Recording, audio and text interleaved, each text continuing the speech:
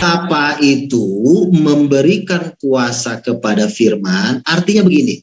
Bapa ini kan kuasa itu adalah Roh Kudus. Kuasa itu tinggal di dalam Roh Kudus. Artinya mulai halu. Firman itu siapa?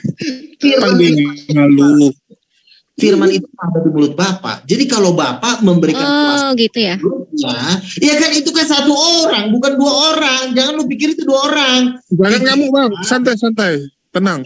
Dan memerintahkan mulutnya untuk berkata-kata, lalu Roh Kudus memberikan kuasa kepada perkataan itu sehingga dia bisa membentak, keluar setan kan gitu. Karena ada kuasa. Kudus itu siapa? Roh Kudus itu adalah nafasnya Bapa. Yesus itu adalah perkataannya Bapa. Bapa itu adalah otak. Oh gitu. Orang Kalau bijinya siapa itu biji? Bijinya pala lopea. Dewa. Ya, kalau kembali. Oke. Ini. Tadi kan Pak Dewa katakan bahwa dia percaya kepada Yesus, melakukan mujizat dan mujizat itu sudah diwariskan. Jadi ketergantungan dari Pak Dewa, kalau percaya pasti ada mujizat Pak, dengan memakai nama Yesus.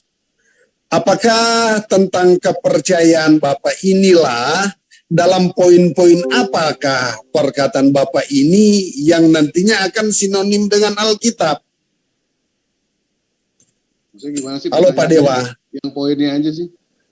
Gimana sih? Kan di sini Pak Dewa waktu memulai kita diskusi di sini kan Pak Dewa katakan bahwa percaya kepada Yesus. Ya kan, nah dalam poin-poin percaya apakah misalnya ada percaya 1, 2, 3, 4, 5, 6. Itu yang perlu kita pahami dulu Pak. Sebab menerangkan tentang kami umat muslim diperintahkan sama Allah untuk mempercayai para nabi, untuk mengimani para nabi sebelum Nabi Muhammad Sallallahu Alaihi Wasallam. Kami percaya, ya, apapun yang ada di dalam Al-Quran, kami percaya, kami mengimani. Andaikan itu Nabi Isa ataupun Yesus Kristus tidak tertulis di dalam Al-Quran, kami tidak percaya. Tetapi karena tertulis dalam Al-Quran, kami percaya kalau itu adalah firman Allah. Karena yang namanya firman itu datang dari Allah langsung. Firman tidak butuh yang namanya kesaksian. Begitu Pak. Kami mengimani semuanya. Nah sekarang ketika ditanya mana mujizat Yesus yang bisa dibuktikan sekarang? Apakah ada? Tidak ada. Tetapi kenapa kami mempercayai? Karena ada dalam Al-Quran. Nabi Isa alaihissalam. Kan tidak ada. Tetapi mujizatnya Nabi Muhammad SAW sepanjang masa. Bahkan sampai sekarang. Di depan mata ente pun ada. Ente beli di toko juga bisa. Ketemu gak pernah tapi percaya. Gue heran. Ente pernah ketemu Yesus. Percaya karena ada di dalam. Gini. Kalau itu di dalam Al-Quran kok. Muhammad ngaku naik lagi dia percaya lagi nggak mau membuktikan. Lalu Yesus dibopong sama iblis, siapa jadi saksi? Roh Tuhan melayang-layang di atas udara, siapa menjadi saksi? Lu percaya juga itu?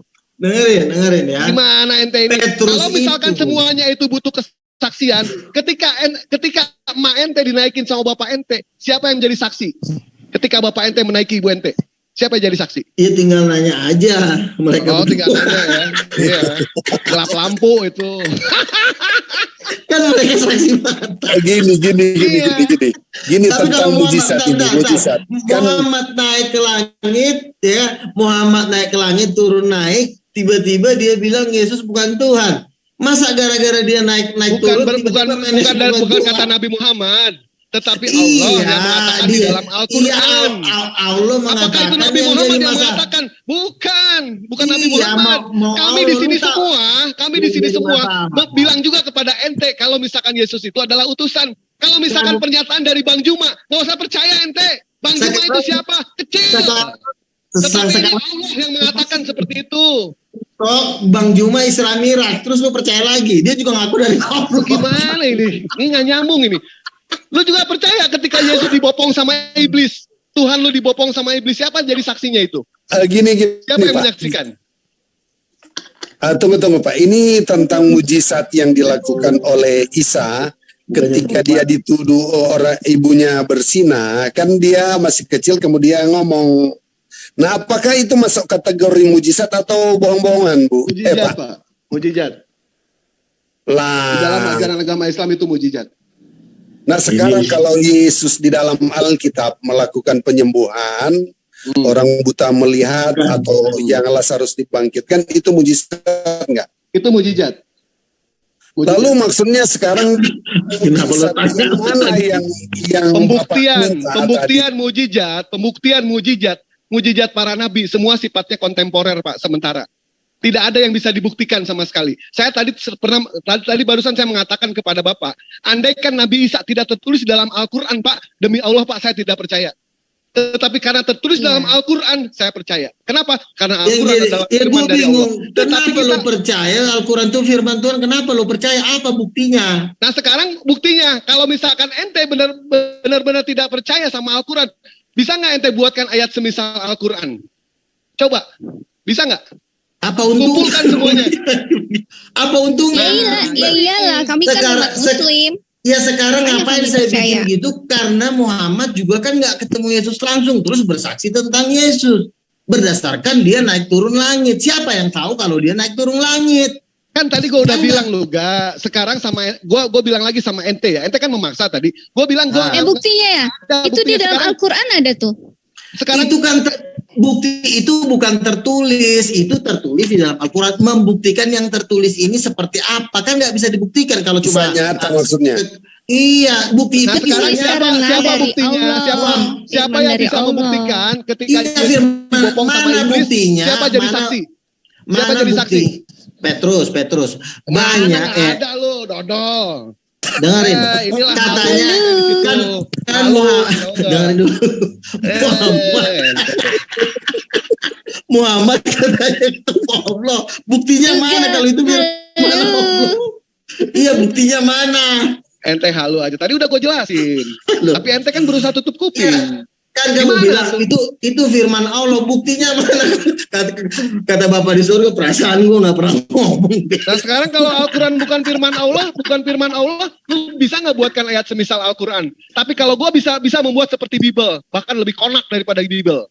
Gue udah bikin buku nih tebalnya bukan main. Jadi lo jangan suruh gue pengarang. Nih buku gue nih tebal banget nih. Buku apaan? Buat bungkus Gua nggak nanya.